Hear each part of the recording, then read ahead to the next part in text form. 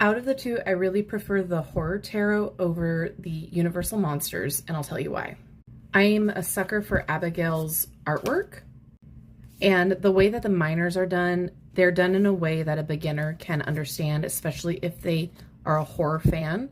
I will say that the title down below is a little hard to read, but that's okay. If you're up close and personal with the cards, it's not really that big of a deal. It just doesn't show up that well on film. The Universal Monsters is beautifully illustrated as well, but I do feel that the Minor Arcana is a little bit lacking in the way that it's depicted, but it's not terrible either. It's definitely workable, but as a beginner, it might get a little bit more confusing than the horror one. And another reason that it might get confusing is the suit names are changed as well. So that could be a little bit weird of kind of like switching your brain to remember what those suits are and what they're supposed to represent in the traditional tarot. This is definitely a gorgeous deck, and if you are a Universal's Monster fan, I would say maybe like once you get used to tarot and you're able to kind of differentiate some of the traditional meanings, this might be like a second deck or something to get after you're a little bit more well versed.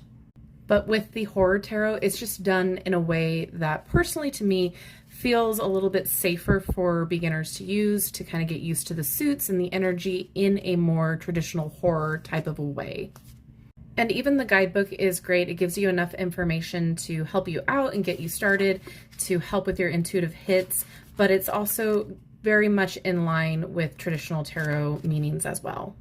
Ultimately, the decision is very much up to you and what you feel drawn to the most, because no matter what, if you find the artwork and the style that vibes with you and you want to learn on it, that's the best option because you're going to want to use that deck over and over. But if you are looking for one that is a little bit easier out of the two, it's going to be the Horror Tarot.